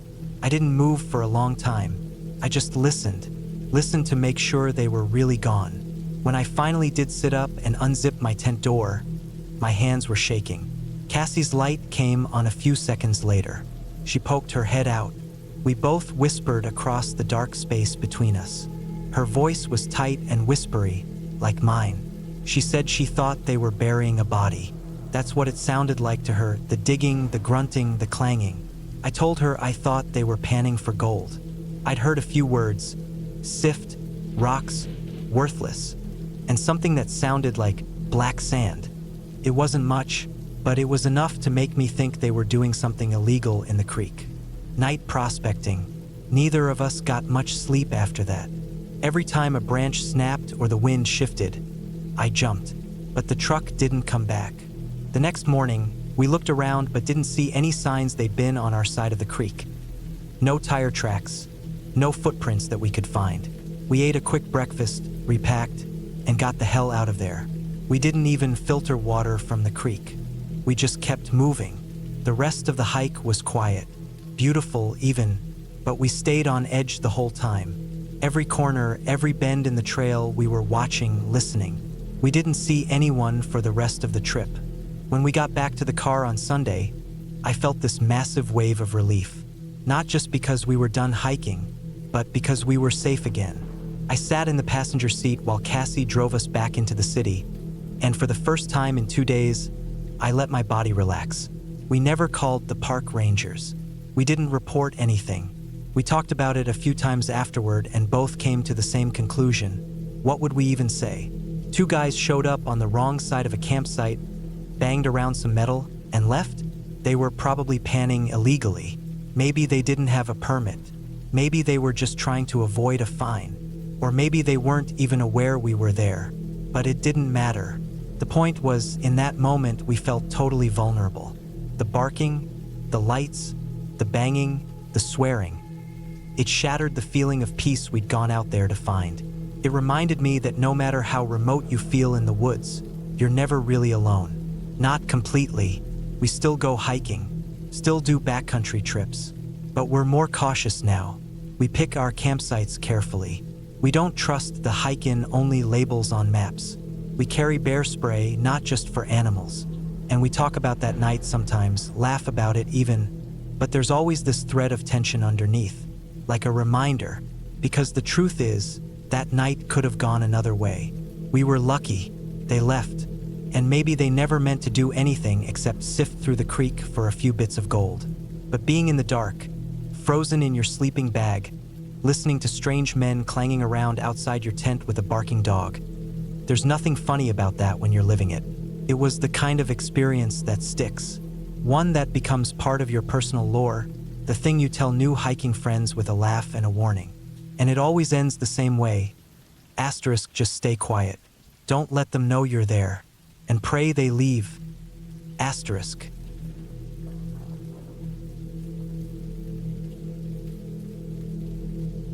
We were about 3 weeks into our road trip through Alaska, living mostly out of the back of our truck and hopping between work exchanges. At that point, we'd spent nights everywhere. Quiet driveways of kind hosts, backcountry pull-offs, remote national forest spots, and sometimes just truck stops when we were too tired to drive. You start to get a feel for a place after a while, for what's normal and what feels a little off, but still, there were always surprises. This particular night happened in mid-June of 2021, just as the long daylight hours were starting to hit their peak. I remember that because it was still sort of light even after 10 o'clock at night. We were about 45 minutes outside of Palmer, up in the Talkeetna Mountains, past the end of a gravel forestry road that ran alongside a glacial river. The place was listed online as public use land, no fee, dispersed camping only, first come first serve. It wasn't a campground in the traditional sense. There were no designated pads, no bathrooms, no real infrastructure. Just a dirt road that got rougher the farther you drove, and some flat clearings tucked into the trees or out on the gravel bar along the river. It wasn't our first time camping in places like that. The more remote the better, usually. We liked it quieter, less traffic, less people, and this spot definitely checked those boxes.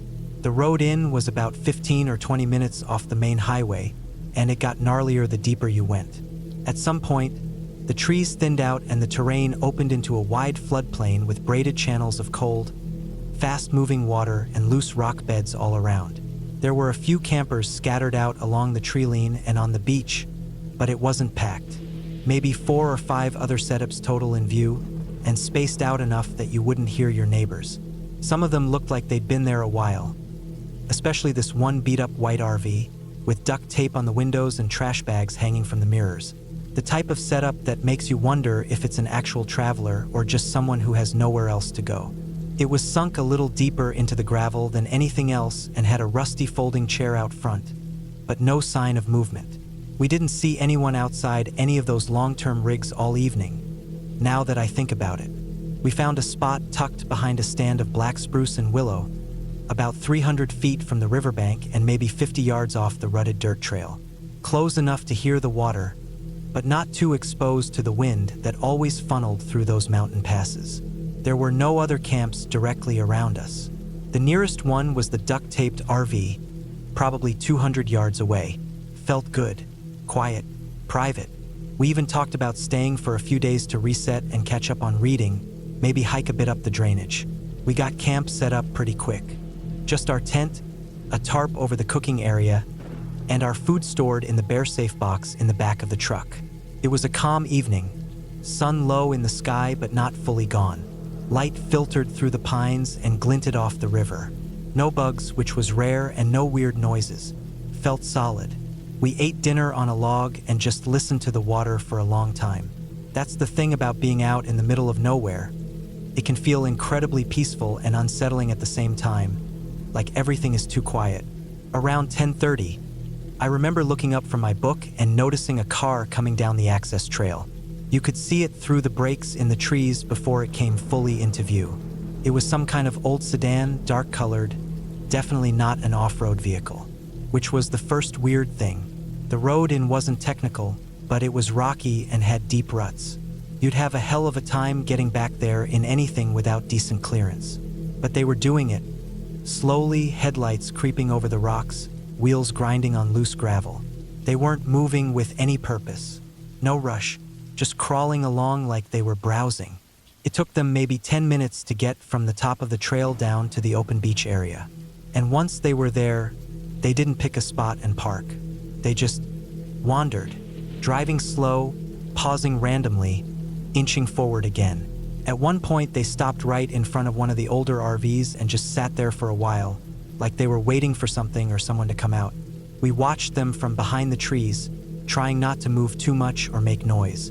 They hadn't driven directly past us, we were off to the side, but it was obvious they knew our tent was there.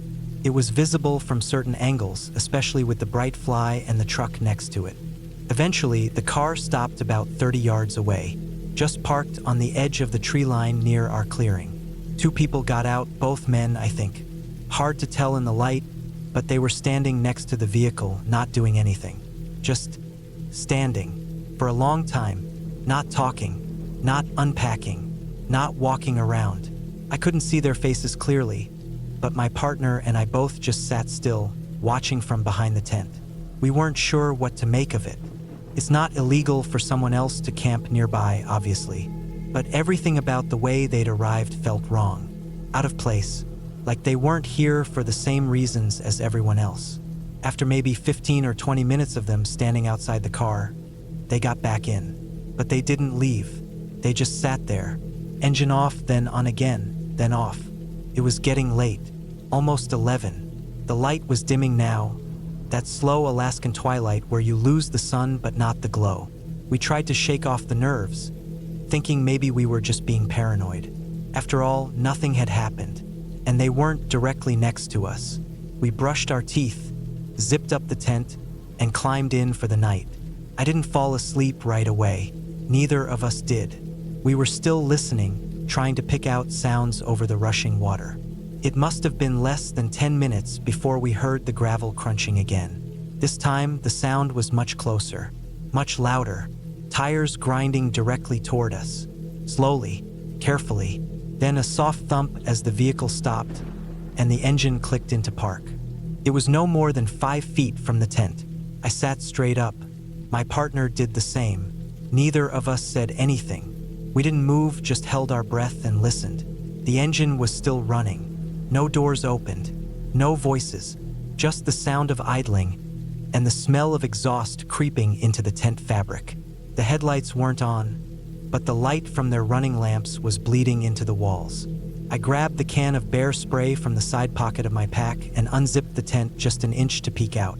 By the time I moved, the vehicle began reversing quickly. They didn't wait, just threw it into gear and backed straight up about 50 or 60 feet, then stopped again, this time facing directly toward our camp, with the headlights blazing. They just sat there like that. It was almost midnight. I stepped out of the tent completely, trying to make my presence known without doing anything threatening. I didn't approach, just stood there in the open with the bear spray in my hand, not raising it, not moving, just standing. They didn't move. The headlights stayed on. The light was harsh and direct, aimed straight at me. I could barely make out the shape of the car behind the glare. Still couldn't see the faces inside. Finally, after a minute or two that felt like 10, the headlights shut off. The car sat there for another moment, then pulled a slow, looping turn and drove away, back toward the trail the way they came in. We didn't wait. We threw everything in the truck. Tent still half-zipped, stakes still in the ground. No words, just motions. Tossed gear in the bed, shoved sleeping bags into the cab, and got behind the wheel. Took maybe 3 minutes total. The drive out felt longer than I remembered it being. Every turn of the road felt like it might reveal them again, waiting. But we didn't see them. No lights behind us. No vehicles coming the other way. We made it back to the highway, then drove another hour and a half to a pull-off near a small lodge. We parked under a streetlight and finally let ourselves breathe. I don't know what they were doing out there that night. I don't know why they pulled up that close, why they reversed when I stood up, or why they parked again facing us. Maybe it was just a bunch of weird decisions strung together. Maybe it was something worse. I've run through every version in my head. Drugs, theft, intimidation, stalking, and I'll never know. But what I do know is this: no animal has ever made me feel the kind of instinctive fear I felt that night. Not bears, not moose, not wolves. It's people you have to be ready for. We didn't go back to that spot. We didn't even camp off-grid again for a couple weeks after that. Stayed close to town, found campgrounds with other people and lights and rangers. It rattled us in a way that stayed. A few months later, I looked up reports from that area and found a couple of old threads online. People talking about shady stuff in that part of the valley. Nothing concrete, just stories like ours. Strange cars, people walking around tents at night, unsettling encounters. Sometimes I think about what would have happened if we'd stayed quiet when they pulled up. If we hadn't moved, if I hadn't gotten out, if we hadn't left. But we did, and I think that's why I'm still here writing this. No dramatic ending, no confrontation, just a gut feeling that told us it was time to go, and a reminder that sometimes listening to that gut feeling is the only thing that matters.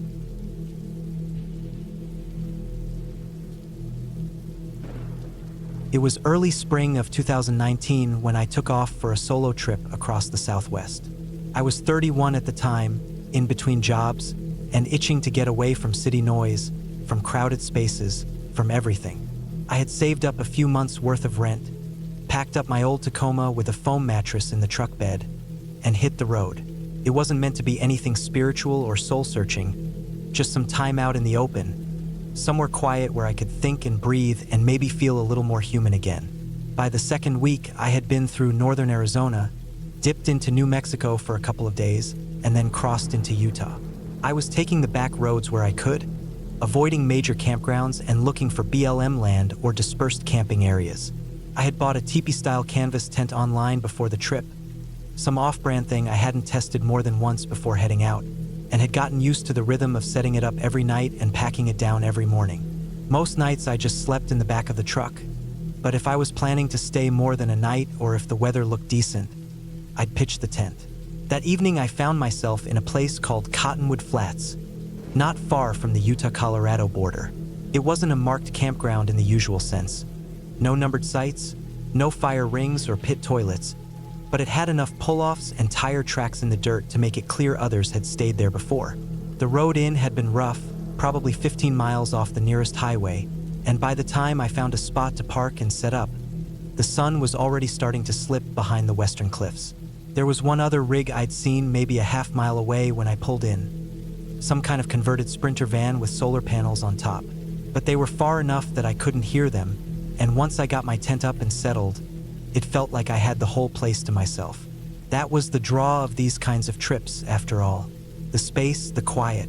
Out there, the loudest thing most nights was my own breathing. I cooked a quick dinner on my little propane stove, just some dehydrated pasta and canned chicken. Ate sitting on the edge of my cot inside the tent, then unrolled my sleeping bag and climbed in. The desert night dropped fast in temperature, probably down to the mid-30s, and I zipped up and huddled deep in the bag with a wool beanie pulled down over my ears. No cell service out there, not even a bar, so I just read a few pages from an old paperback I kept in the truck and turned off my lantern around 10. I remember how quiet it was that night. Not even a breeze. Just dead still, with that kind of vast silence that almost presses in on you when you're lying alone in a tent in the middle of nowhere. At some point in the night, no idea what time it was, I woke up to a sound. Not a loud one, but sharp and clear against the silence. At first, I thought it was the wind starting up, but it wasn't rustling. It was more like a scratching or a brushing, like the noise of someone dragging their fingers lightly over the fabric of the tent wall. I froze. I didn't move at all, just lay there on my cot, tucked in my bag with my eyes wide open, staring into the darkness. My first thought was an animal, maybe a coyote or a raccoon sniffing around. I'd had mice crawl into my gear before, had seen paw prints near my cook stove in the mornings. But this didn't sound like that. This was slow, deliberate. I stayed still and listened. Whatever it was, it moved. The brushing sound circled around to the other side of the tent, like someone or something was walking around the outside, dragging a hand across the nylon as they went. Not scraping, not clawing, just a smooth, steady slide. The teepee tent was thin, single-wall canvas and nylon blend. You could hear everything through it. I could practically feel the vibrations of each pass. My heart started pounding. I tried to breathe shallow so I wouldn't make any noise. I didn't want to speak, didn't want to move. The brushing sound continued for what felt like forever. Around one side, then to the back, then around to the other side. It was slow, rhythmic, always keeping to the base of the tent like it was testing the seams, like it was circling with a purpose. I didn't have a weapon on me inside the tent. I kept my .38 in the truck, locked in the back under the topper, tucked in a storage box. I hadn't felt the need to keep it closer before that night. That was a mistake. I kept thinking about how far it was to the truck, maybe 30 yards, in the dark, over rocky desert ground. Eventually, the brushing stopped, just ended. No fading off into the distance, just gone. I didn't move. I laid there for maybe another 10-15 minutes, my ears straining for any hint of movement. I started to think maybe it was an animal after all. Maybe it wandered off. I didn't hear footsteps. I didn't hear anything really. Then, without warning, the tent collapsed. It wasn't violent. The center pole must have been knocked or kicked, because the whole structure just caved in on itself with a soft whump, folding down over me and the cot. The top fabric draped across my sleeping bag and face like a blanket. The sidewalls pushed in. The weight wasn't heavy, it was just fabric, but it was disorienting. For a second, I didn't know where the door was. Then I found the zipper and clawed it open from underneath, shoved my bag aside, and sprinted in socks and thermals straight for the truck. I didn't look behind me. I didn't want to see if someone was there. I reached the truck, yanked the tailgate down, and scrambled into the bed under the camper shell. I slammed it shut and locked it from the inside with a latch I'd rigged with a carabiner. My hands were shaking. I grabbed the storage box, pulled out the revolver, and sat with my back against the side window, breathing hard, waiting for something, anything. I stayed like that for hours. At some point, I must have nodded off with the gun resting in my lap. When I woke up again, it was light. The desert sun was creeping up over the ridge, turning everything pale yellow. My breath had fogged the window beside me. My mouth was dry. My knees were stiff from being curled up so long. I waited until the light was full across the valley before I opened the topper and climbed out. The air was cold, but the frost was already starting to melt off the windshield. The tent was still crumpled in a heap where I had left it. I approached slowly, revolver still in hand. No one was there. No vehicle nearby. No voices. Just the usual wide emptiness of desert, broken brush, and distant rock walls. I stood over the collapsed tent and looked around the dirt. That's when I noticed the prints. They weren't mine. My boots were rounded, worn hiking soles. These were narrow, hard-soled prints, pointed at the toe like cowboy boots. The tread was shallow, but clear. They circled the tent in a loop. Not once, but 3, maybe 4 times. Always the same direction. The spacing was consistent, like someone pacing slowly, deliberately. The strangest part was how far the prints extended. I followed them for maybe a quarter mile out into the brush. Then they just disappeared over a small rise in the terrain, out toward a wide, empty patch of sandstone and dry gulches. I never saw any return path, just a single direction away. I packed up my gear fast that morning, rolled up the tent, jammed the stove, and caught back into the truck without even brushing the dirt off. I didn't eat breakfast, didn't make coffee. I just drove, bouncing back over the rutted access road until I hit the highway, then kept going west toward Moab without stopping. I've been on dozens of solo trips since then, but I've never camped in that area again. Haven't even driven through Cottonwood Flats. I still think about it sometimes, especially when I'm alone in the tent and the wind picks up and starts to tug at the fabric. My hands still go to the zipper a little quicker than they used to. I still keep my firearm within arm's reach now, not stowed in the truck. Was it someone messing with me? Maybe. Could have been a drifter, a squatter, maybe someone camped out in the rocks without a vehicle. But what gets me is how silent they were. No crunching gravel, no heavy footsteps, just that whisper of fabric and those prints that went out and didn't come back. I've spent a lot of time trying to rationalize that night, telling myself it could have been a prank or that the tent pole failed from tension and wind. But I know what I heard. I know how deliberate that brushing sound was. I know how calm and steady those prints looked in the sand. There was no panic in those steps, no stumbling, just slow, methodical circles. And for the rest of that trip, another 2 weeks on the road, I only ever slept inside the truck. Tent stayed packed the whole time. I still have that tent rolled up in the garage somewhere. Haven't used it since. Haven't decided if I ever will.